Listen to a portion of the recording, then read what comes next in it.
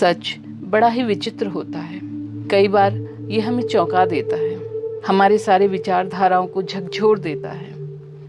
ऐसे ही विस्मय बोध से मैं तब भर गई जब मैं एक ऐसे बुद्ध पुरुष आत्मज्ञानी से मिली जो कि एक विजनरी बिजनेसमैन है।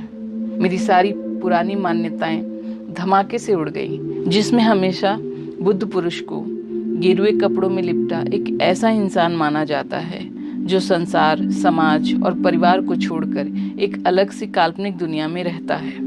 पेश है कलयुग के उन क्रांतिकारी बुद्ध पुरुष के ज्ञान के कुछ अंश।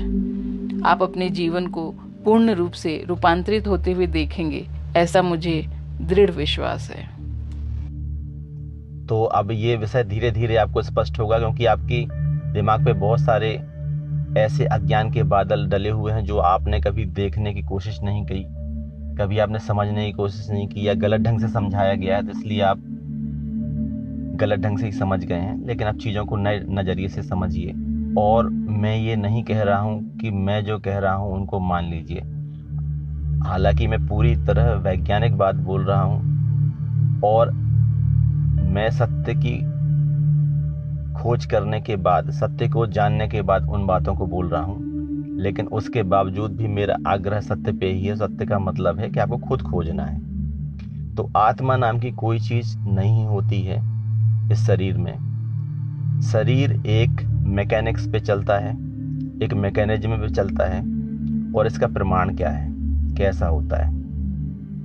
इसका प्रमाण ये है कि शरीर की उम्र 11 माह से ज़्यादा कभी नहीं होती। 11 माह में पूरा शरीर बदल चुका होता है। 3 दिन के अंदर आपकी सारी लाल रक्त कणिकाएं बदल चुकी होती हैं। ये शरीर हर पल मर रहा होता है और हर पल नया हो रहा होता है। आप बचपन से लेके मरने तक कंटिन्यूसली इसमें मरण और जीवन चलता ही रहता है हर सेल में।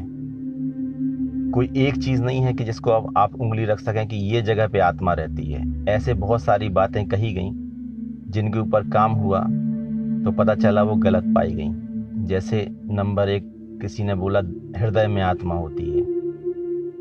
आज हृदय निकाल के एक आदमी का दूसरे में ट्रांसप्लांट कर देते हैं। अब दूसरे के अंदर वो आत्मा पहुंच जानी चाहिए, आपके अंदर की आत्मा, लेकिन ऐसा नहीं होता।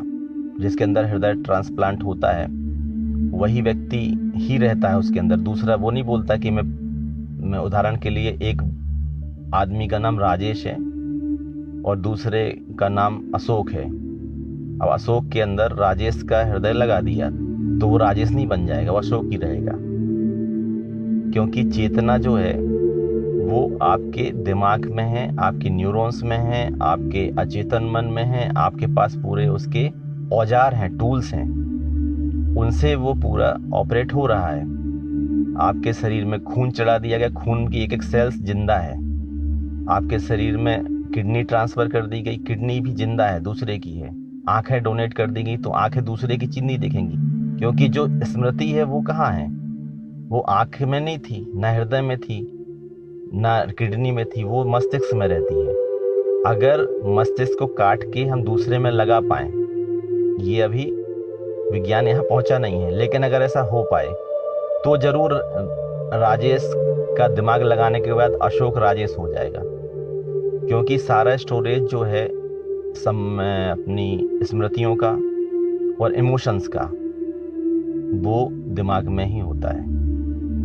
सारी जो कंट्रोलिंग यूनिट है वो दिमाग ही होती है। और आप कहेंगे कि दिमाग अगर मर जाए तो आदमी मर जाता है, क्या ये सत्य है? तो यही सत्य है। अगर दिमाग के सेल्स डेड हो गए और दिमाग ने काम करना बंद कर दिया तो ही व्यक्ति को हम मृत बोलते हैं, जिसको आप मृत बोलते हैं। विज्ञान उसको मृत नहीं बोलता। विज्ञान तो रोज मृत बोलता है कि आपकी 3 दिन में तो आपकी सारी खून की कोशिकाएं मृत हो जाती हैं और नई आ जाती हैं, नई जीवन आता है। आपके हर सेल्स का अलग टाइम फ्रेम होता है, लेकिन 11 माह में तो पूरा शरीर चेंज हो जाता है। हर सेल्स पुरानी नष्ट होकर नई आ जाती है। ये कंटिन्यू प्रक्रिया चलती ही रहती है। अब अगर आप इसको और भी देखना चाहें कि आत्मा कटती नहीं है, अब आप एक काम करें, जो सरीसृप वर्ग के प्राणी हैं जैसे सांप, इसके बीच में से आप उसको काट दें, दोनों ही भाग उसके हिलते रहेंगे। कम से कम जो टाइम फ्रेम होता है खून को सूखने का या खून को जमने का और उसकी मौत को होने का, उसके तंत्रों को बिगड़ने का, क्योंकि इंसान भी जब हार्ट उसका बंद हो जाता है ना, तो 4 मिनट तक उसके बाद भी जिंदा हो सकता है वो, और हुए हैं लोग। आपका हार्ट अगर काम करना बंद कर दिया और उसको फिर पंपिंग की जाए, वो प्रोसेस की जाए, तो 4 मिनट तक खून जमता नहीं है, तो वापस से भी वो धड़कना शुरू कर देता है और उस प्रक्रिया से कई लोगों की जान बच जाती है। तो इस शरीर में आत्मा जैसी कोई चीज़ नहीं होती। अगर सांप के 2 टुकड़े कर दें, दोनों टुकड़े अलग अलग मूवमेंट करते रहेंगे, मतलब आत्मा 2 हो गई क्या? नहीं होती ना। जो ऑक्टोपस नाम का प्राणी है, उसके आप 8 टुकड़े कर दें तो भी 8 टुकड़े हिलते रहेंगे। तो क्या 8 आत्माएं होंगी उसके अंदर? नहीं हुई। आपके जितने सेल्स हैं, हर सेल्स अलग अलग फंक्शन करता रहेगा। आपकी गर्दन काट दें तो भी फंक्शनिंग चलती रहेगी हर सेल में। तो क्या आत्मा कहाँ गई वो? तो आपको ये समझना चाहिए कि आत्मा जैसी कोई चीज नहीं होती है। ये जो आपका फिर आत्म साक्षात्कार क्या है, फिर वो आपको आगे समझ में आएगा। बातों को समझिए, सुनिए, तो आपको समझ में आएगा आत्म साक्षात्कार क्या बला है और आत्मा क्या बला है। पहली चीज आप ये समझ लीजिए, आत्मा नहीं होती है। ये जो विज्ञान ने कहा है यही सत्य है। श्री कृष्ण जी की बात यहाँ पे गलत है। मैंने आपको यही बात शुरू में बोली थी कि जो ज्ञान होता है, देश काल परिस्थिति का जो ज्ञान होता है, विज्ञान जहां तक पहुंचता है तो एब्सोल्यूट ट्रूथ बदल जाते हैं। अब लोगों को ऐसा वहम है कि एब्सोल्यूट ट्रूथ एक ही होता है। नहीं होता है। बाइबल के एब्सोल्यूट ट्रूथ में जो जीसस हैं, उन्होंने इस दुनिया को बनाया 6 दिन के अंदर बना दिया था।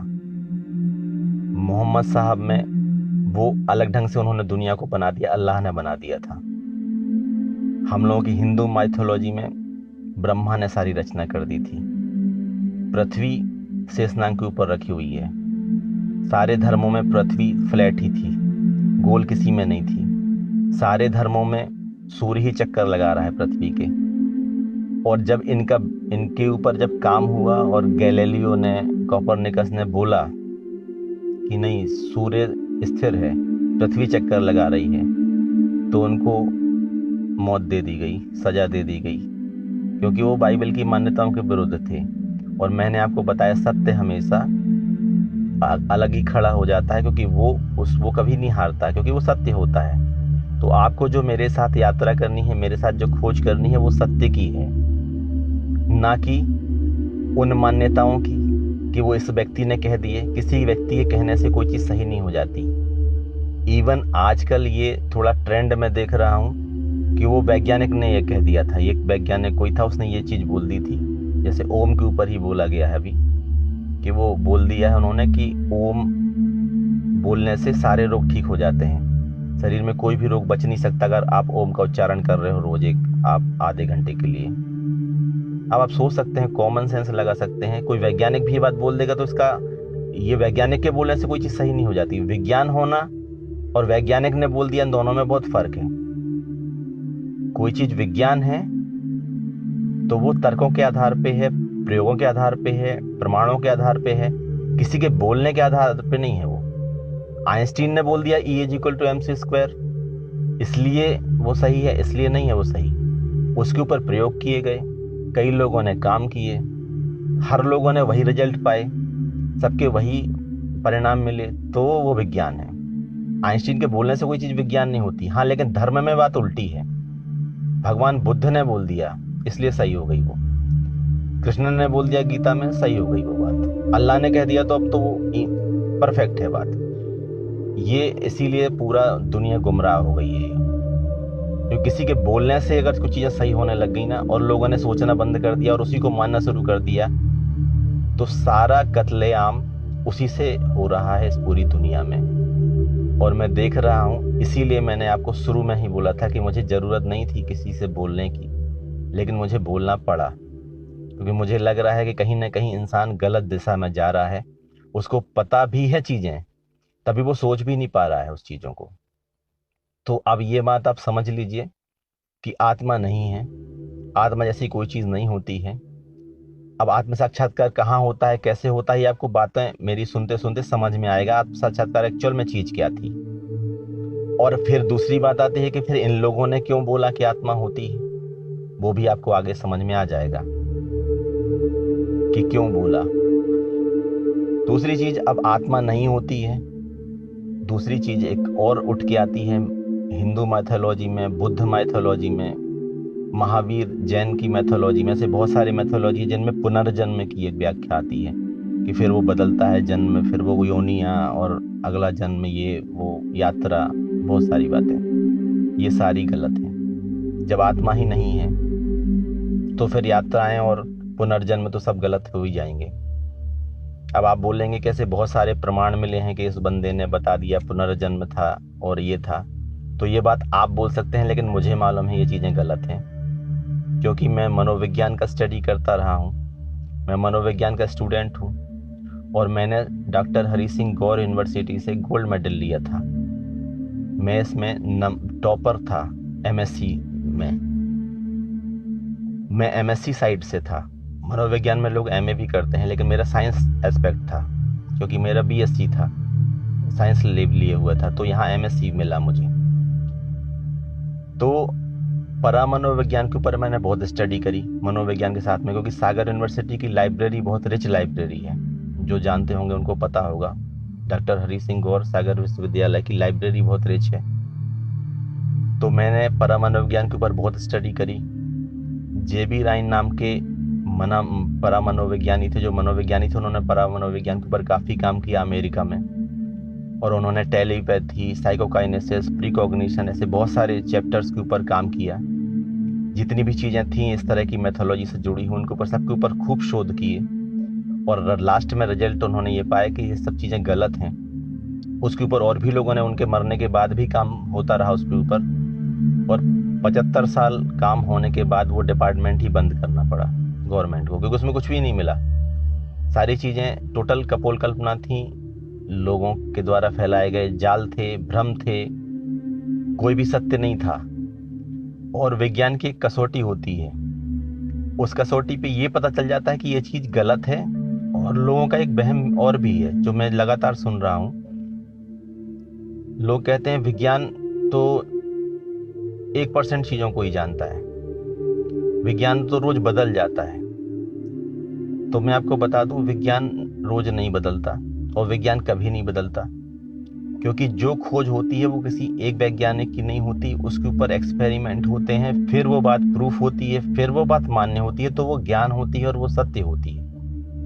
जैसे न्यूटन ने लॉ दिया ग्रेविटी का, तो उसके ऊपर एक्सपेरिमेंट हुए, तब जाके वो लॉ बना कि हाँ ये बात सही है, वाकई में ऐसा पाया जा रहा है, एक ग्रह दूसरे को खींच रहा है। उसके बाद में न्यूटन का लॉ गलत साबित नहीं हो गया, उसके ऊपर और संशोधन हुए, और उसमें परिमार्जन हुआ कि नहीं 200 किलोमीटर दूर के बाद में इस तरह से काम करती ग्रेविटी, इस तरह से काम करती है। न्यूटन के जो लॉ थे, जो गति के नियम थे, स्पीड के लॉ थे, उसमें भी कोई गलत नहीं हो गए हैं। कोई भी जो नियम है वो तो है, उसमें ऐड होती रहती हैं चीज़ें, ऐड ऑन होती रहती हैं, संशोधन होते रहते हैं, उसमें परिमार्जन होता रहता है, लेकिन गलत नहीं हो जाती वो चीज़ें कि ये गलत ही थी, वो गलत ही चल रही थी अभी तक, ऐसा नहीं है। अब जैसे पृथ्वी गोल है, ये सारे वैज्ञानिकों ने मान लिया है, तो कोई मान नहीं लिया, उन्होंने एक्सपेरिमेंट किए हैं, देखा है, सैटेलाइट से चित्र लिए गए हैं, तब समझ में आया कि हाँ ये गोल है। तो अब ये बात गलत नहीं हो जाएगी कल के दिन वो चपटी साबित हो जाए, ऐसा नहीं होगा। तो विज्ञान का जो स्टेप उठ चुका होता है वहां तक करेक्ट होता है। अब आगे की बात और होती है कि आगे और ज्ञान के भंडार खुल जाते हैं, और यही दुनिया है। जितना आप आगे बढ़ते जाते हैं उतना ही आपको ज्ञान और लेने के लिए शेष रह जाता है। एक समय पे एक ही वैद्य होता था और सारे शरीर का इलाज करता था। आज जब बहुत टेक्नोलॉजी डेवलप हुई, बहुत साइंस डेवलप हुई, तो एक अंग का एक डॉक्टर होने लग गया है। आंख का आई स्पेशलिस्ट, हार्ट का हार्ट स्पेशलिस्ट, क्योंकि एक एक चीज ही इतनी विस्तार में है, इतनी नॉलेजेबल है कि उसके ऊपर आपको एक ही आदमी उसी को पढ़ता रहे तो उसके ऊपर स्पेशलाइज हो पाता है। पूरे शरीर का तो स्पेशलाइज होना संभव ही नहीं रहा। इतना ज्ञान स्पेसिफाइड हो चुका है, स्पेशलिस्ट हो चुका है ज्ञान। तो इस तरह आप समझिए कि अगर विज्ञान ने ये साबित किया है आत्मा नहीं है, तो ऐसा नहीं कि कल के दिन वैज्ञानिक कह देंगे नहीं तो आत्मा तो है, वो अब नहीं साबित होगा, क्योंकि वो नहीं है तो मतलब नहीं है। अब दूसरी बात, पुनर्जन्म, जो इसकी मैं बात कर रहा था, पुनर्जन्म साबित हो चुका कि नहीं है। जो जो घटनाएं हुई हैं और इनके ऊपर काम हुआ है, जब इनको खोजा गया है तो इस तरह के परिणाम मिले, या तो व्यक्ति को वहम था, कई लोगों ने तो ये बता दिया हमारा घर ये था, हमारा एड्रेस ये था, हम ये थे। बाद में उसके ऊपर जब डीपली इन्वेस्टिगेशन हुआ तो पता चला कि नहीं, वो उसने एक ड्रामा रचा था वो पॉपुलर होने के लिए। कोई भी एक भी प्रमाण नहीं हुआ, क्योंकि जब अब ड्रामा और नेचुरल में क्या फ़र्क है, असली और ड्रामे में। जैसे एक व्यक्ति है मुकेश, एक व्यक्ति है राजेश। अब राजेश ने मुकेश की पूरी स्टडी कर ली, उसके जीवन की सारी स्टडी कर ली, कैसा था, क्या था, उसकी पत्नी कौन थी, बच्चे कौन थे, माता कौन थे, पिता कौन थे, क्या था, सब कुछ पता कर लिया। और उसने घोषणा कर दी कि मैं राजेश हूँ। राजेश ने बोल दिया मैं मुकेश हूँ। अब वो सब कुछ उसके बारे में कोई भी कुछ भी पूछेगा वो सब बता देगा। लेकिन जो इन्वेस्टिगेशन करते हैं वो लोग एकदम डीप में जाके चलते हैं, और जब उन्होंने इस चीज़ को डीप में जाके एनालाइज किया तो पता चला केवल राजेश वो चीज़ें बता पा रहा था मुकेश की जो कि लोग जानते हैं, और वो इंटरनल चीज़ें जो लोग नहीं जानते हैं वो नहीं बता पाता था। तो इसका मतलब था उसने स्टडी करके चीज़ों को समझा था, और उसके बाद में वो उसने घोषणा कर दी थी कि मैं राजेश हूँ, क्योंकि ये संभव नहीं है। अब दूसरे नज़रिए से देखें, आप ये मान के चलें कि संभव है। कई लोग इस तरह की भी आजकल बातें करते मिल रहे हैं कि थर्मोडायनामिक्स का लॉ है कि एनर्जी जो है वो ना तो नष्ट होती है ना वो उत्पन्न होती है, केवल रूप बदलती है अपनी। इस नियम का बड़ा लोग मिसयूज कर रहे हैं इस वाले पुनर्जन्म में और आत्मा में, कि वो शरीर के अंदर है, आत्मा निकल के गई, उसने दूसरा जन्म ले लिया, तो वो सब जानती ही रहेगी उस बारे में। ये भी पूरी तरह है प्रमाणित भी आज तक नहीं हुई है, लेकिन आपको लॉजिकली आप समझने की आपने कोशिश नहीं करी, नहीं तो आपको समझ में आ जाती है कि कैसी बात है। कोई भी ऊर्जा स्मृति को स्टोर नहीं कर सकती, कोई भी ऊर्जा इमोशन को स्टोर नहीं कर सकती। आपकी जो भी याददाश्त है वो आपका शरीर स्टोर करता है, कोई आत्मा उसको स्टोर नहीं कर सकती, क्योंकि आत्मा तो हवा है। जो लोग बोलते हैं ऊर्जा है, तो ऊर्जा तो कोई शरीर नहीं है ना, और याददाश्त तो शरीर में ही रहती है। अगर कोई आदमी मर जाए और उसको दोबारा जिंदा किया जा सके, जो कि संभव हो जाएगा, तो वो वही व्यक्ति जिंदा रहेगा, तो लोगों को लगेगा वो आत्मा वापस लौट आई उसकी, क्योंकि जो उस बॉडी के फंक्शन है, जो उसकी याददाश्त है, जो उसके इमोशन है, वो सब वही रहते हैं दिमाग के अंदर। इसके ऊपर मनोविज्ञान में पूरी तरह खोज हो चुकी है। जो सेंटर्स होते हैं इमोशन के, वो सारे 10 सेंटर कौन सा है, कहाँ है, सब आपको मिल जाएगा इस किताबों में, स्टडी करें आप। वो 10 सेंटर जब कोई मर जाता है तो वो वहीं रहते हैं। जो याददाश्त है उसके सारे न्यूरॉन्स वहीं रहते हैं, उसकी हड्डियाँ, उसकी त्वचा सब वहीं रहती है।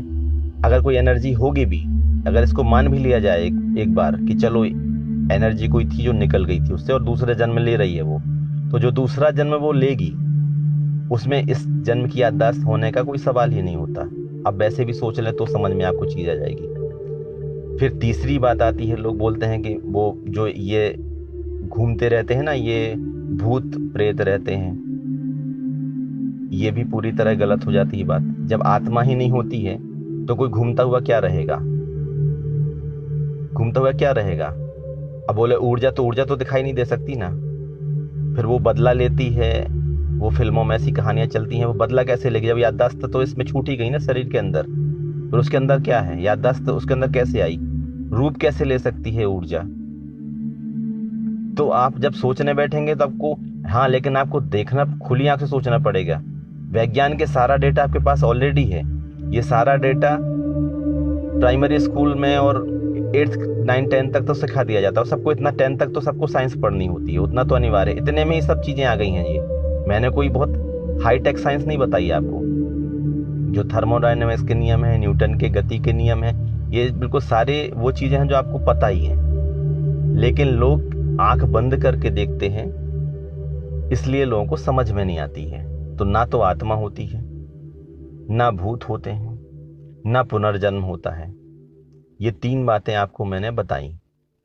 अगर इसके बाबत आपको कोई भी सवाल हो कि ये चीजें और जानना चाहते हो कि ये कैसे नहीं होती हैं या आपको लगता है होती हैं, तो इस विषय में मैं आपको और मार्गदर्शन दे सकता हूँ। अब अगली चीज आती है कि फिर ये महापुरुषों ने और बड़े बड़े जिनको लोग भगवान ही बोलते हैं, उन लोगों ने ये इन चीजों के बारे में क्यों कहा। तो इसका विवरण मैं दूंगा अगले भाग में कि इन लोगों ने ऐसा क्यों कहा और वो क्या होता है, वो ज्ञान कौन सा था और ये ज्ञान कौन सा है जो मैं दे रहा हूँ। ठीक है, इसके लिए आप लोगों ने जो सुनी बातें, इसके लिए आपका बहुत बहुत धन्यवाद। और आगे अगली बात मैं आपके सामने रखूंगा।